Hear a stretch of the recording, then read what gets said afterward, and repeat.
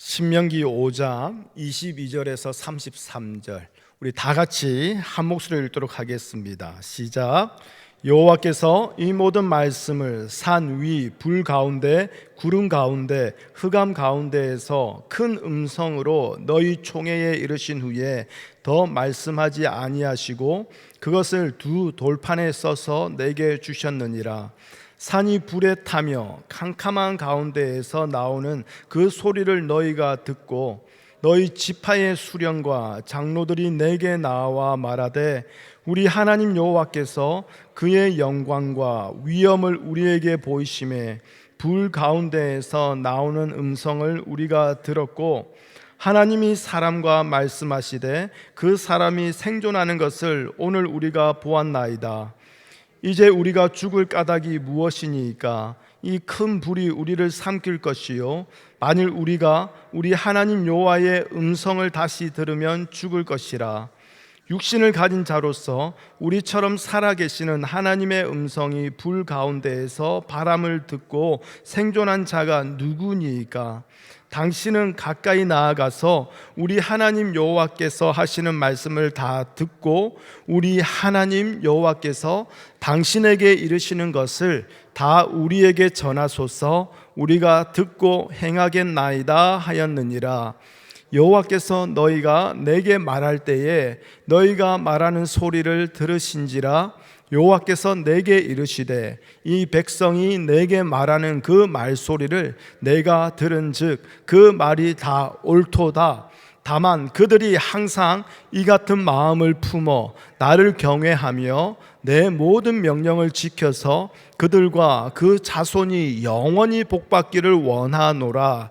가서 그들에게 각기 장막으로 돌아가라 이르고 너는 여기 내 곁에 서 있으라.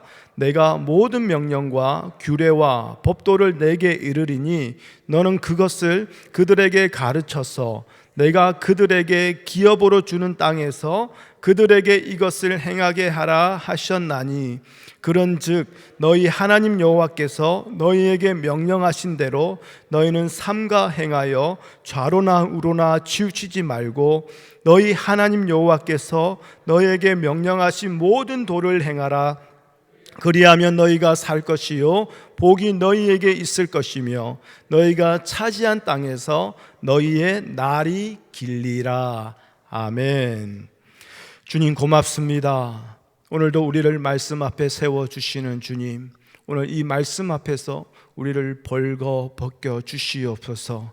그 어떠한 것도 하나님 우리를 가리는 것이 없게 하여 주시고 그러나 주 앞에서 벌거벗었으나 부끄러움이 없는 자유함을, 회복을 주여 온전히 허락하여 주시옵소서. 예수님의 이름으로 기도합니다. 아멘. 종교와 신앙에 공통점이 있습니다. 종교와 신앙의 공통점이 뭐냐? 그것은 신이 존재한다, 신이 살아있다라는 것을 믿고 시작을 한다라는 것이지요. 그런데 종교와 신앙의 차이점 또한 있습니다. 그게 뭐냐면 종교는요 인간이 신을 찾아가는 겁니다. 그렇죠? 종교는 인간이 신을 먼저 찾아갑니다. 그리고 인간이 그 신을 찾아가서 만나기를 원하는 이유는 뭐겠습니까? 그 신만 만나면 내 현실을 초월할 수 있다, 내 삶의 모든 문제들을 해결할 수 있다라고 믿기 때문인 거죠. 결국 내가 완전해지기 위해서 그 신을 찾아 나가는 거예요. 예수님께 영생을 구하러 온 부자 청년, 모든 말씀을 다 지키고 세상에서 높은 직급도 있고 샐러리도 좋고, 제가 전에도 말씀드렸지만 이런 청년 우리에게 오면 다들 탐낼 사위감 아닙니까?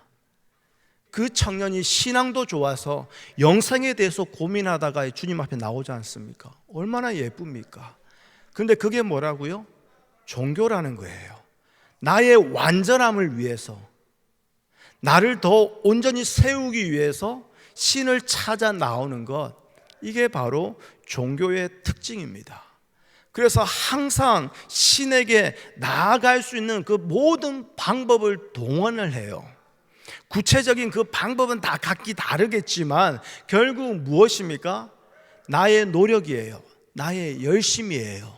나의 수고예요. 거기에 따라서 신을 만나느냐 만나지 못하느냐가 결정이 되는 것, 그게 바로 종교라는 거예요. 우리 수요일 날 중보기도 할 때에 제가 이제 한 1년 전부터 기도 제목을 내놓았던 제 친구가 있습니다. 군대 동기인 우리 종환이, 김종환이, 군대 동기, 그 종환이를 이번에 한국 나가서 만났습니다. 근데 그 친구 인생도 참 기구하거든요. 평생 외롭게 홀로 자란 친구예요. 그러다가 그 친구가 이번에 한번 얘기해 주더라고요. 한국에서 부산에서, 그때는 이제 뭐 군생활 할 때 부산은 이제 서면 아니면 남포동이 잘 나갈 때인데 휴가 나가도 갈 데가 없으니 그냥 남포동 거리를 그냥 걸어 다녔답니다. 그런데 아주 예쁜 자매가 와가지고는 자기가 지금 너무 목마르고 그런데 음료수 한 잔만 사줄 수 있겠냐고. 그러니 우리 종환이 평생 홀로 외롭게 지냈던 친구, 휴가 나갔는데 만날 사람도 갈 곳도 없는데 웬 아리따운 자매가 말을 걸어오니 아이 그럼요 하면서 돈 10,000원을 주면서 음료수 사드시라고 드렸대요. 그랬더니 그 자매가 이렇게까지 돈을 주시는데 제가 그냥 받고 가긴 미안합니다. 우리 함께 가서 음료수를 마실까요? 그러니 종환이 옳구나 감사하지. 함께 가서 음료수를 마셨대요. 마시고 얘기를 들어보니 결국 그 자매가 도를 아십니까? 그 자매였던 거예요. 한국에 그런 사이비 종교가 있습니다. 그런데 그 자매랑 같이 있는 그 자체가 도와서 결국에는 그 자매랑 같이 서면 어디 뒷골목에 있는 어느 집을 같이 찾아갔대요. 간이 이상한 부처 상부 해가지고 이상한 모든 것들이 다 깔려있고 거기에 이제 이렇게 한복처럼 옷을 갈아입히더래요. 그러면서 우리 형제님 너무나 착하고 좋은데 조상신이 노해서 지금 인생이 꼬여있다. 그걸 풀기 위해서는 뭘 해야 된다? 정성을 들여야 된다. 그래서 돈 얼마 있노? 물어보더래요. 지금 제 지갑에 돈 10만 원 있습니다. 그럼 일단 10만 원 그거라도 정성을 보여라. 그러니 아이고 10만 원 다 드리면 저는 밥은 뭘 먹고 집은 어찌 갑니까? 차비도 없습니다. 그러니까 신이 이제 디스카운트를 해줬나 봐요. 그러면 5만 원만 해라. 그래서 5만 원을 드리고 거기서 그 신에게 정성을 보였대요. 그리고 끝난 줄 알았더니 그 도를 아시는 그 자매가 계속 연락이 오더래요. 그래서 결국 나중에는 그 다음 휴가 나갔을 때는 그 도를 아십니까? 헤드쿼터까지, 본부까지 갔어요. 저 포천에 어디에 있대요. 산 어디에. 거기까지 2박 3일로 거기 가가지고 결국 500만 원을 다 드리고 왔대요. 죄송해요. 제가 친구라서 야 이 미친 새끼야. 목사라는 것을 잊어버리고 오래된 친구다 보니까 머리를 때리면서 이 미친 새끼야. 하여튼 그런 얘기를 하더라고요. 근데 그 친구한테도 이번에 가서 성경책 선물로 주고 전도하고 교회 나가자 우리 주님밖에 없다 이러면서 다시 또 이렇게 격려하고 왔습니다. 이게 뭡니까? 세상의 신은 이거예요. 종교는 이거예요. 내 정성을 어떻게든 드려야 돼요. 500만 원 드렸는데도 인생에 안 풀리면 뭡니까? 그 다음에는 더 많은 정성을 1,000만 원을 드려야 되는 것이 세상의 종교예요. 그러다 보니까 굿하면 집안 망한다고 하잖아요. 처음에는 500만 원짜리 굿 했는데 안 되니까 1,000만 원짜리, 나중에는 5억짜리 10억짜리 굿도 한다고 하지 않습니까? 이게 세상의 종교죠. 그런데 이에 반해서 신앙은 뭐가 다릅니까? 신앙은 인간인 우리가 하나님을 찾아가는 것이 아니라 하나님이 인간을 먼저 찾아오시는 거예요. 보다 성경적으로 말해본다면 인간은 하나님을 찾아 나갈 수조차 없습니다. 그게 로마서 11장 33절에 나오죠. 한번 말씀을 보여주시겠어요? 함께 읽어보겠습니다. 시작. 깊도다 하나님의 지혜와 지식의 풍성함이여 그의 판단은 헤아리지 못할 것이며 그의 길은 찾지 못할 것이로다. 죄인된 우리, 인간인 우리는요 그분께 나아갈 그 길을 찾을 수조차도 없는 존재라는 거예요. 그런데 오늘날 교회가요, 이 말씀을 아멘하면서 인정하는 듯 하는데 실상은 인정을 하지 않고 있다는 게 문제예요. 우리 마음대로 하나님께 나아갈 그 길을, 그 다리를 자꾸 만들어 놓습니다. 그걸 만들어내면 안 되거든요. 그런데 끊임없이 오늘날 교회에서 말하는 게 뭡니까? 내가 열심히 하면, 내가 열심히 섬기면, 나의 행위로, 나의 실천으로, 나의 수고로 내가 하나님을 기쁘시게만 한다면 이런저런 복도 받아낼 수 있다라는 그 이상한 그 시도가 멈춰지지 않고 이어지고 있는 것이 오늘날 교회 아닙니까? 대표적인 것이 뭡니까? 교회 다니기 때문에 천국이라는 구원의 문제는 당연히 해결된 것으로 여기고 있는 거, 이거 아닙니까? 성경 어디에 교회 다니면 천국 간다라고 적혀 있던가요? 예수님이 교회 나오면 천국 간다라고 말씀하신 적이 있던가요? 전혀 그런 적이 없는데 어느 순간부터 이 교회가 천국까지 해결해주는, 인간이 만들어 놓고 주장하는 하나님께 나아가는 길이 되어버렸고 다리가 되어버렸어요. 그러니 우리가 전도할 때도 예수님 믿으십니까? 그 말보다 교회 다니십니까? 그 말을 하잖아요. 우리의 목적은 무엇입니까? 우리 교회 나오게 하는 거, 그게 전도가 돼버린 거 아닙니까? 게다가 그 천국이라는 그 구원에도 이제는 교회 안에서도 차별을 둡니다. 어떻게 말합니까? 부끄러운 구원이 있다라는 거예요. 반면에 상급을 하나님 앞에서 당당히 받게 되는 영광스러운 구원이 있다라고 말합니다. 부끄러운 구원할 때 항상 등장하는 성경의 인물이 있죠. 누굽니까? 십자가 한편의 그 강도 아닙니까? 평생 주를 위해서 산 적도 없고 주를 섬기고 주를 위해서 봉사한 적도 없는 자가 죽기 직전에 말 한마디 잘해가지고 꽥 죽기 직전에 어떻게 해요? 구원받게 된 거. 그러니 그 부끄러움 받은 자가 천국 가서는 어떻게 삽니까? 황금 면류관을 쓰는 게 아니라 개털 모자를 쓰고 다닌다고 말하지 않습니까? 옛날에 이런 부흥사 목사님들 많았거든요. 이렇게 설교하는 목사님들 많았어요. 천국 가면 황금집 깨끗한 집에 사는 게 아니라 거미줄 쳐져 있고 유리창 깨져 있더라 네 집은, 이러면서. 그러면서 결국 무엇을 강조합니까? 더 열심히 신앙생활 해라, 더 교회 봉사 많이 해라, 더 헌금 많이 드려라, 네가 심은 거 천국에서 다 받게 된다. 그렇죠. 누군가가 주여 했어요. 정말 주여입니다. 천국에서 개털 모자 안 쓰고 다니려고, 천국에서 유리창 안 깨지어진 그런 황금집에서 살아보려고 오늘도 내 정성과 열심으로 신에게 나아가는 그 다리를 만들어야 한다라는 그 세상 종교의 그 방식이, 그 사고방식이 오늘 그대로 교회 안에 들어와서 교회 생활하고 있는 자들 얼마나 많습니까? 결국 우리가 열심히 만들어 놓은 그 다리가, 그 길이 결국 우리를 멸망으로 빠뜨리는 그런 꼴이 되고 있다는 거예요. 레위기 11장 45절 말씀입니다. 함께 읽어보겠습니다. 레위기 11장 45절 시작. 나는 너희의 하나님이 되려고 너희를 애굽 땅에서 인도하여 낸 여호와라. 내가 거룩하니 너희도 거룩할지어다. 하나님은 거룩하신 분이십니다. 아멘. 그러면 거룩은 거룩과 통하는 거예요. 즉 거룩하지 못한 것은 그 거룩 앞에서 존재할 수 없다라는 것이 하나님의 방식이지요. 그렇다면 과연 오늘 우리는 거룩한가요? 만약 거룩하다라고 생각하신다면 그 거룩의 여부를 무엇으로 판단하십니까? 하나님은 거룩의 기준을 분명하게 제시하셨어요. 그게 뭐냐? 여러분 기억하실지 모르겠지만 3주 전에 제가 한국 나가기 직전에 말씀드렸던 바로 오늘 본문 앞에 나오는 십계명이에요.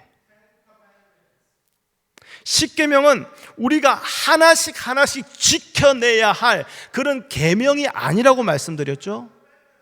십계명은 하나님이 우리를 판단하시는 하나님의 잣대로서 주어진 거라고 말씀드렸습니다. 왜냐하면 그 누구도 이 십계명을 지켜낼 사람은 없어요. 그런데 하나님이 이 모든 것을 아시면서 우리에게 주셨다는 것은 우리가 이것을 지켜낼 것을 하나님이 기대조차 하지 않으셨다는 거예요. 그럼에도 주신 이유는 뭡니까? 하나님이 우리를 바라보시는 잣대가 무엇인지, 하나님이 우리에게 이것을 통해서 내가 너희를 기준 삼아 보겠다라는 것이지요. 그런데 이 세상 그 누구도, 문제는 뭐냐면 하나님이 주신 이 잣대, 이 십자가, 이 계명을 그대로 지켜낼 자가 단 한 명도 없다라는 거예요. 이 말은 무엇입니까? 하나님 앞에서 그 누구도 자기의 의를 드러낼 자 한 명도 없다라는 것이지요. 결국 십계명으로 하나님이 주신 이 잣대로 모든 인간은 하나님이 바라시는 그 거룩과는 거리가 멀다라는 거, 그걸 하나님은 지금 말씀하시는 것이고, 이 말씀을 하신 이유는 뭐냐? 그 누구도 하나님께 스스로 나올 존재는 없다라는 거예요. 그런데도 많은 교회, 많은 성도들이 이 말에 동의를 하면서도 마음 한편으로 인정을 하지를 않아요. 자꾸 자기 나름대로 스스로 순종해서 스스로 열심히 해서 하나님께 나아갈 수 있는 다리를 만들고자 합니다. 조금 더 쉽게 말하면 입술로는 그렇습니다, 나는 죽어야 할 존재입니다라고 고백은 하는데 죽어야 할 존재로 살아가지 않는다라는 거예요. 많은 증거 중에 하나가 제가 앞에 말씀드린 것처럼 교회 다니는 것으로 천국을 탐내고 있는 거 아닙니까? 정말 죽어야 할 존재로 교회에 나오는 자는요, 교회가 천국을 보장받는 곳이 아니라 나의 악하고 더러운 실체를 덜쳐내고 주님 앞에서 인정하는 곳이 바로 이 교회라는 것을 알게 되는 것이지요. 즉 나는 죽어야 할 죄인에 지나지 않음을 알기 때문에 나의 그 무엇도 의지하지 않는 것, 나의 그 무엇도 바라보지 않는 것, 나의 그 무엇도 내가 희망으로 나의 소망으로 삼지 않는 것, 그것을 아는 자, 그렇기 때문에 나의 것을 바라보는 것이 아니라 하나님이 주신 것을 바라보며 나가는 자, 그들이 바로 주님의 교회에 함께 모여서 예배하며 주님을 바라보는 자들이라는 거예요. 여러분, 그런데 오늘 예수 안에서 살기를 원하고 예수 안에서 발견되기를 원한다고 말하는 그 많은 성도들이 마치 주일날 예배 한번 나오는 것으로 내가 예수 믿는 것으로 착각하는 자들이 너무 많다라는 거예요. 물론 그 삶의 형편이 어찌할 수 없어서 그냥 주일날 한번 나오는 것도 쉽지 않은 그런 성도들 많이 있습니다. 새벽같이 일을 나가고 하루 종일 바쁜 삶 가운데에 새벽 예배조차 나오기 힘든 분들 많이 있는 거 알아요. 근데 제가 말씀드리는 그 뜻은 무엇인지 알 겁니다. 일주일 내내 하나님을 단 한 번도 생각조차 하지 아니하고 그 말씀을 단 한 번도 생각조차 하지 아니하다가 그냥 주일날은 교회 나가는 날, 그걸로 내가 하나님을 믿고 천국 갈 거라고 착각하는 분들이 너무 많다라는 거예요. 그러니 그런 성도들조차 오늘 교회에서는 뭐라고 얘기합니까? 너무나 귀한 영혼이라고 말하거든요. 너무나 소중한 영혼이라고 말하거든요. 맞습니다. 귀하고 소중한 영혼 맞습니다.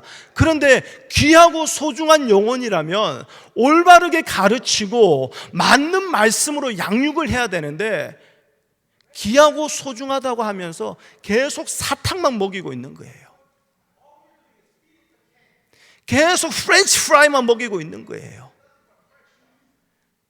그게 뭡니까? 주일날 예배에 나와서 마치 천주교 가서 고해 성사하듯이 주님 앞에서 용서를 구하면 하나님은 나의 용서 구함을 거절하지 못하고 무조건 용서해 주시는 것처럼 그렇게 오늘날 교회에서 말하고 있지 않습니까? 그러니 일주일 내내 내 맘대로 살다가 장로님이, 안수 집사님이, 어떤 집사님이 대표 기도로서 지난 한 주간도 여기저기서 알고 지은 죄 모르고 지은 죄 용서하여 주시고, 그 기도 한마디로 우리는 다 용서받는 걸로 생각하지 않습니까? 여러분, 그러니 자꾸 하나님은 결코 용납하지 아니하시는 자들을 교회는 자꾸 용납해주고 천국까지 이루었다고 말해주고 있다는 거예요. 그렇다면 하나님은 도대체 어떤 자들을 용납하실까요? 어떤 자들을 하나님은 받아주시는 걸까요? 그걸 오늘 말씀을 통해서 함께 좀 알아보고자 합니다. 자, 오늘 신명기 본문 말씀을 보면요, 모세가 이스라엘 백성에게 십계명을 다시 설교하는 겁니다. 그런데 십계명을 받은 후에 이전에 이스라엘이 그 십계명을 받고 난 후에 어떠한 태도였는지를 다시 지금 상기시키고 있는 거예요. 자, 25절 말씀을 여러분 눈으로 보시면 알겠지만요, 여호와의 계명을 들었을 때에 그 이스라엘 백성들이 하하, 우리가 이제 이 말씀대로 잘 지키면서 잘 살아보겠습니다, 그렇게 큰 소리 친 게 아니라 하나님의 음성을 우리가 직접 들으면 죽는다라는 그 생각을 가졌던 것을 우리가 알 수 있어요. 그리고 26절에 보시면 육신을 가진 자는 하나님 앞에서 죽어야 한다라는 것을 이 이스라엘은 깨달아 알고 있었다라는 것을 우리가 알게 됩니다. 그러면 이 두 가지 반응을 가지고 우리는 한 가지 분명한 결론을 내릴 수 있어요. 그게 뭡니까? 죽음을 의식하는 것, 내가 죽은 자라는 것을 알게 되는 것, 그게 뭐냐? 참된 하나님을 만난 결과라는 거예요. 정말 하나님을 만난 자는요, 내가 죽은 존재라는 것을 깨닫게 됩니다. 세상에는 하나님을 안다고 하는 사람들이 참 많습니다. 그런데 하나님을 알고 나니 나는 죽어야 할 죄인임을 알았다라고 하면서 내 자신을 부인하는 분들, 내 자신을 내려놓는 분들을 만나는 것은 참 쉽지가 않아요. 하나님을 안다고 하는 사람들이 이구동성으로 하는 말이 뭡니까? 하나님은 사랑과 자비의 하나님, 은혜가 풍성하신 분, 그렇게 얘기합니다. 그래서 그들이 말하는 건 무엇입니까? 이왕이면 잘되게 해주시는 분, 이왕이면 사랑해 주시고, 이왕이면 용서해 주시고, 이왕이면 내가 원하는 것대로 도와주시는 분, 그런 하나님을 말하지 않습니까? 그런데 이들이 말하는 이 사랑과 자비의 하나님은 바로 인간이 지어낸 것이라는 거예요. 예, 맞습니다. 하나님은 사랑과 자비의 하나님 맞아요. 은혜가 풍성하신 분 맞아요. 그런데 그 하나님의 자비와 사랑은, 그 풍성하신 은혜는 뭐냐? 죽음의 현장에서 비로소 발견되어지는 것이에요.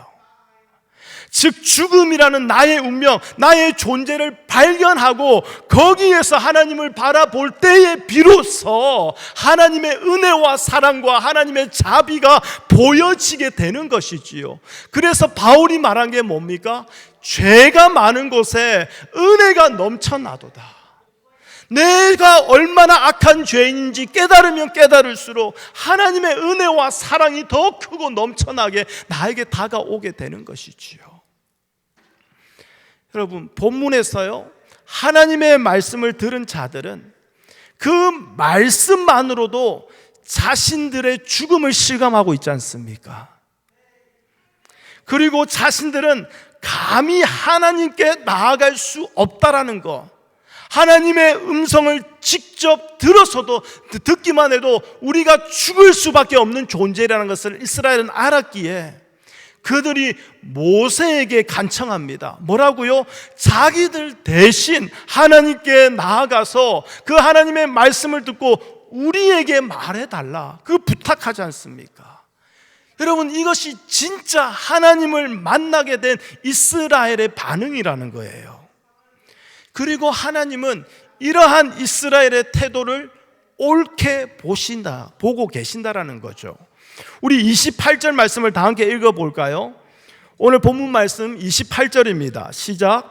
여호와께서 너희가 내게 말할 때에 너희가 말하는 소리를 들으신지라. 여호와께서 너희에게 이르시되 이 백성이 내게 말하는 그 말소리를 내가 들은즉 그 말이 다 옳도다. 하나님이 옳게 보시는 것은 뭐겠습니까? 인간이 자신의 죽음의 실체를 깨닫는 겁니다. 내가 하나님 앞에서 죽은 자라는 것을 깨닫는 겁니다. 내가 하나님 앞에 나아갈 수 없는 죄인이라는 것을 깨닫는 겁니다. 그래서 감히 하나님께 나아갈 수 없음을 아는 것, 그래서 대신 하나님께 나아가서 하나님의 말씀을 듣고 나에게 전해줄 그 중보자를 구하는 그 마음을 하나님은 옳게 여기신다라는 거예요. 오늘 우리에게 꼭 있어야 하는 것이 바로 이 마음이라는 겁니다. 우리가 예수님을 믿는다라는 것은 무엇입니까? 수많은 믿음의 대상이 있는데 그 중에서 예수라는 자를 우리가 골라서 믿어주는 거, 그게 아니지 않습니까? 오직 예수님만이 하나님께 나아갈 수 있는 분임을 알고 그 예수님만을 의지하는 거, 그게 바로 예수 믿는 거 아닙니까? 그런데 제가 설교 초반에 말씀드린 것처럼 우리들에게는요, 너무나 많은 다리가 놓여져 있어요. 크게 본다면 우리 스스로 많은 다리를 만들어 놓고 이 다리가 안 되면 저쪽 다리로 건너보겠다라는 그 심사로 하나님을 찾고 있어요. 이 교회 나가봤는데 이 교회가 마음에 안 들면 저 교회 가면 되지. 저 교회 갔는데 저 목사님이 마음에 안 들어. 그러면 저 교회 가면 되지. 교회 생활하고 신앙생활하고 그 말씀을 매주 듣지만 그 말씀 앞에서 무너진 적이 없고 그 교회 안에서 하나님이 내게 주신 은혜와 사랑으로 인해서 죽어본 적이 없으니 그 다리가 마음에 안 들면 다른 교회 가면 되는 거지. 다른 다리로 건너가면 되는 거지. 그게 전부일까요? 기도해봤는데 기도라는 그 다리가 안 되면 이제는 어떻게 합니까? 성경 보는 다리로 한번 또 노력해 봅니다. 성경 보는 다리 그렇게 애썼는데 잘 안 돼요. 그러면 어떻게 합니까? 이제는 헌금으로 해봅니다. 헌금도 안 되면 이제는 봉사하는 거로 해봅니다. 봉사해도 안 되면 결국에는 우리 금식기도 해보지 않습니까? 금식기도 했는데 안 되면 3일 했는데 안 되면 일주일 하고, 일주일 했는데 안 되면 열흘 하고, 열흘 했는데 안 되면 보름하고, 그렇게 어떻게든 내가 만든 다리로 하나님께 나아가겠노라고 그렇게 우겨대고 있는 거죠. 그런데 여러분, 하나님께 나아가는 길은 선악과 이유 철저히 막혔습니다. 우리가 갈 수 있는 길이 아니에요. 우리가 찾을 수 없는 길입니다. 그럼에도 불구하고 나의 기도와 나의 봉사와 나의 열심으로 하나님이 막아 놓으시고 하나님이 숨겨 놓으신 그 길을 내가 찾고 내가 열을 열고 들어가려고 그렇게 애를 쓰는 거죠. 그런데 이것을 오늘날 교회에서는 믿음 좋다라고 얘기해요. 닫힌 문은 오직 주님만이 열 수 있습니다. 닫힌 길은 오직 주님만이 열 수 있습니다. 그래서 우리는 그 주님의 살과 피에 참여하지 않는 한 하나님께로, 하나님의 그 생명으로 나아갈 수 없다라는 거예요. 그런데도 자꾸 오늘날 교회가, 많은 성도들이 닫혀있는 문을 우리가 어떻게 하느냐에 따라서 열 수 있다라고 생각하고 그렇게 열심히 해라고 자꾸 교회에서 가르치고 격려하고 있는 거예요. 그렇게 하면 교회가 열심히 돌아가거든요. 그러면 교회가 뭔가 바쁘게 사역하고 있는 것처럼 보여지거든요. 여러분, 이것이 하나님과 우리의 유일하고 완전한 중보자 되시는 예수 그리스도를 무시하는 거 아니고 뭐냐 이 말이에요. 한국에 이번에 갔더니요, 한국 사람들이 그런 말이 있습니다. 세계에서 전자제품을 가장 잘 사용하는 사람들이라는 그런 말이 있어요. 미국에서는요, 만약 청소기를 사용하면 청소기를 배터리를 찰지하고 30분 이상 사용하지 마세요라고 매뉴얼에 적혀 있으면 미국 사람들은 정확하게 30분 이상 사용하지 않습니다. 근데 한국 사람들은요, 이상한 곤조가 있어요.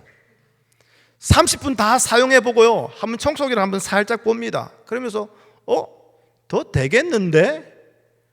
더 사용해 봅니다. 40분도 세보고 50분도 해봅니다. 그러니까 이거 더 되네? 그러면서 한국 사람들은 자꾸 같은 물건이지만 자꾸 새로운 것을 도전을 해요. 그래서 미국에서는 와플만 구워 먹는 그 와플 기계로 한국에서는 신발 빼고는 다 구워 먹지 않습니까?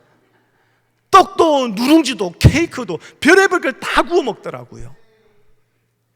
자, 그런 한국 사람들이요, 이번에 나가서 보니까, 그러니까 저 야긴이하고 로이가 같이 나갔으니까 야긴이 로이, 저희 부모님이시죠, 할머니 할아버지가 얘네 둘이가 너무 예쁜 거야.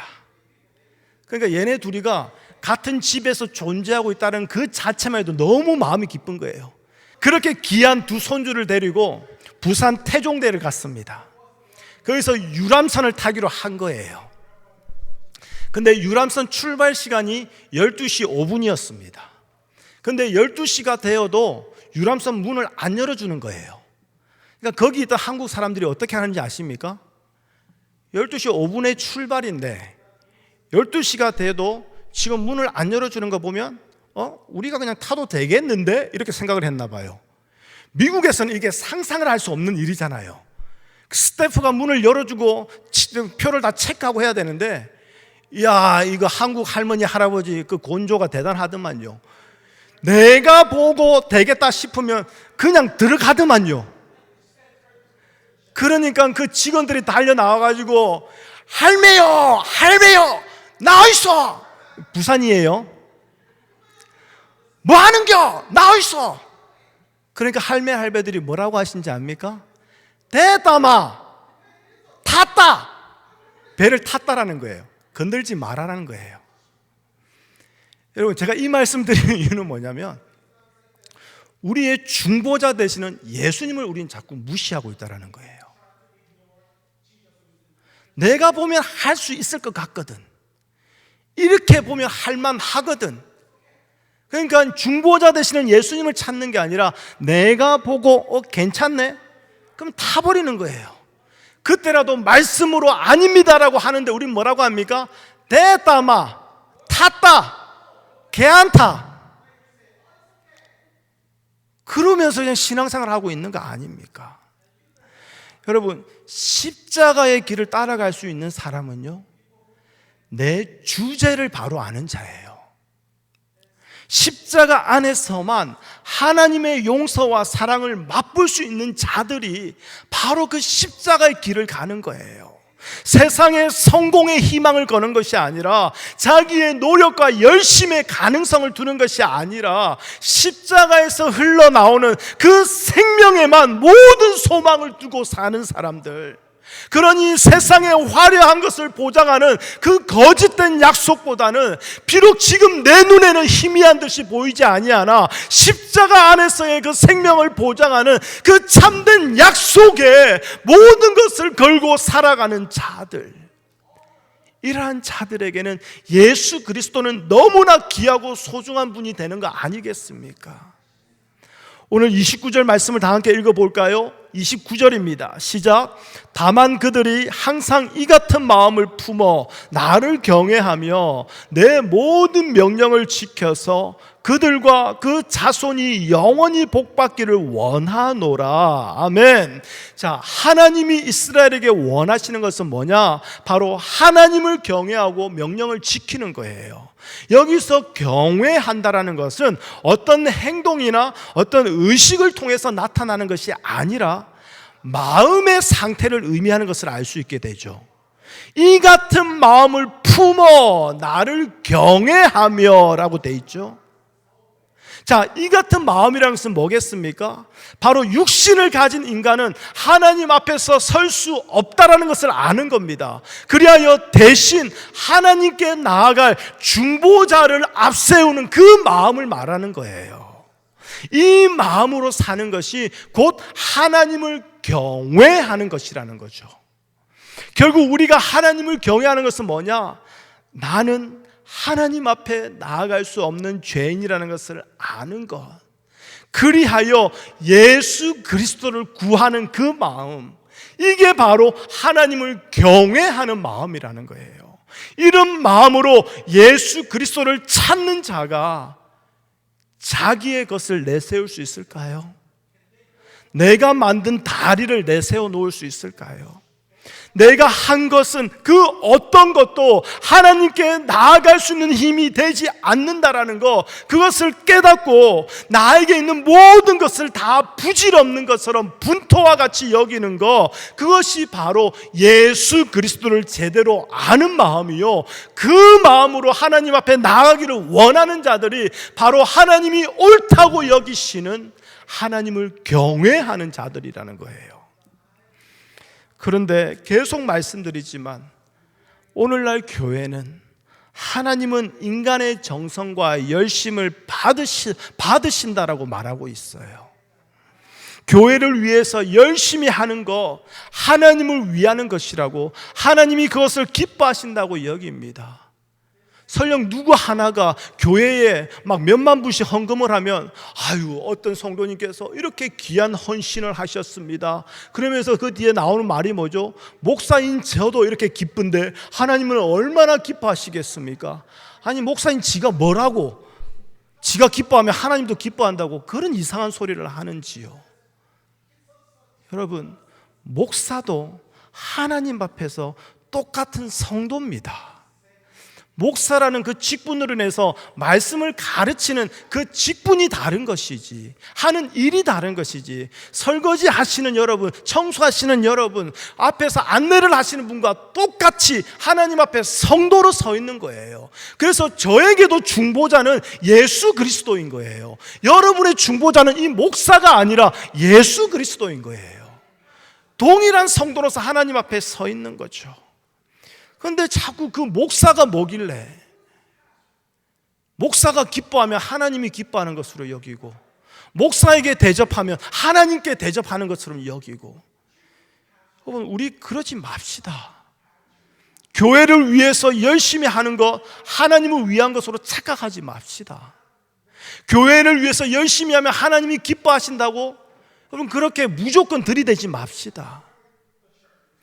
내 쪽에서 뭔가 열심히 하려고 하지만 마음대로 안 될 때는 우리는 어떻게 합니까? 염려하고 걱정하지 않습니까? 왜요? 하나님을 위해서가 아니라 나를 위해서 했거든요.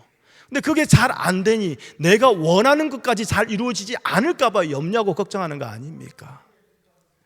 근데 복음으로 인한 자유는요, 이 말씀으로 인한 자유는요, 인간의 열심과 노력이 하나님을 기쁘게 할 수 없다라는 것을 알게 합니다. 오직 예수 그리스도를 의지하는 그 마음을 하나님이 기쁘시게, 하나님이 기뻐하신다는 것을 알기 때문에 우리는 오히려 복음 안에서 자유하게 되는 거예요. 나는 지금까지 내가 모든 것을 붙잡고 하나님께 기쁘게 할 거라고 나갔는데 그때마다 불안하고 염려하고 걱정했거든요. 그런데 이 모든 것이 다 내 손에서 놓아지게 되는 순간, 그때 우리는 자유하고 기뻐하게 되는 거죠. 한 번만 생각해 보십시오. 하나님께서 예수 그리스도를 우리에게 보내주신 까닭은 무엇일까요? 바로 예수님만이 우리를 천국으로 보낼 수 있다라는 것을 전제했기 때문에 예수님을 우리에게 보내주신 거 아닙니까? 이 말은 뭐냐? 한 발짝 더 나아가서 얘기해 본다면 하나님은 우리에게서는 아무것도 기대하지 않으시겠다라는 거예요. 그러니 예수님을 보내주신 거예요. 그런데 왜 자꾸 내 편에서, 내 쪽에서 하나님께 뭔가를 드리려고 그렇게 애를 쓰고 있습니까? 이것은 신앙이 아니며 늘 무거운 마음으로 어떻게든 내가 하나님이라고 부르는 나의 신을 감동시켜 보겠다라는 세상의 종교 아닙니까? 그러니 교회 생활은 열심히 하는데 자유함이 없습니다. 항상 염려하고 걱정하며 그 무거운 멍에에서 벗어나지를 못하는 것 아니겠습니까? 여러분, 이러한 종교생활 멈춰주십시오. 이러한 종교생활 벗어나십시오.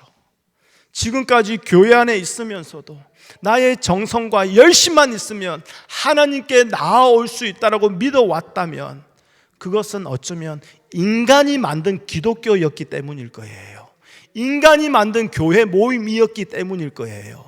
근데 성경이 말하는 기독교, 성경이 말하는 신앙, 성경이 말하는 주님의 교회는요, 항상 중보자를 내세웁니다. 그분이 누굽니까? 바로 예수 그리스도. 죽어야 할 내가 중보자이신 예수 그리스도 때문에 살고 있음을 알기에 오늘도 좌로나 우로나 치우치지 않는 겁니다. 예수 그리스도 그 길 외에 좌로나 우로나 다른 길, 다른 다리를 만들고 기대하지 않는 겁니다. 오직 예수 그리스도만이 생명의 길이기에 그 주님만을 의지하고 바라보는 것이지요. 이렇게 말하면 다들 아멘이라고 말합니다. 너무나 당연한 말씀이기 때문이죠. 그런데 이렇게 주님만을 의지하고 주님만을 바라보자는 이 말은 온전히 인정하고 아멘 하면서도 왜 교회를 바라보지 말자라고 얘기하면 마음을 불편해 하시는지 모르겠습니다. 왜 지난 한 주간 내가 했던 기도를 바라보지 말라라고 얘기하면 삐치시는지 모르겠습니다. 왜 지금까지 내가 신앙생활하면서 헌금한 것 그거 바라보지 말라라고 얘기하면 그렇게 얼굴이 빨개지시는지 모르겠습니다. 자기가 봉사한 거 바라보지 말자라고 하면 왜 그렇게 마음이 불편해지시는지 도대체 왜 그러실까요? 주님만 바라봅시다, 주님만을 의지합시다 하면 다들 아멘 하는데 거기에다가 내가 한 기도 바라보지 말라고 하고 내가 한 봉사 바라보지 말라 하고 내가 한 열심 바라보지 말라고 하면 아멘 안 하면서 목사님 말씀 이상한데 왜 그러냐 이 말이에요. 결국 같은 말 아닙니까? 이게 왜 그러냐면 우리가 주님만 바라보지 않고 있다라는 증거라는 거예요. 머리로는 다 알아요. 그렇게 하겠습니다. 근데 내 마음에는 내가 한 걸 내려놓지를 못하는 거예요. 주님을 바라보는 척하지만 실상은 나의 힘과 나의 노력, 나의 열심을 바라보고 있는 거 아닙니까? 제가 여러 번 말씀드렸습니다. 여호와는 나의 목자시니 내게 부족함이 없으리로다. 다들 아멘 합니다. 근데 여기서 우리의 마음이 가는 곳은 어디입니까? 여호와는 나의 목자가 아니라 내게 부족함이 없으리로다 이거 아닙니까? 그래서 내게 부족함이 없는 이 삶을 살아보고자 여호와가 나의 목자인 것처럼 이제 신앙생활 하는 거 아닙니까? 근데 다윗이 말한 것은 여호와는 나의 목자시니 이게 다윗이 말한 거거든요. 이로 인해서 내 삶에는 부족함이 없습니다. 설령 내가 오늘 밥을 굶고 설령 오늘 내 육체가 병들고 설령 내가 하는 일들이 안 된다 할지라도 여호와가 나의 목자시니 나는 부족함이 없습니다. 이게 다윗의 고백이거든요.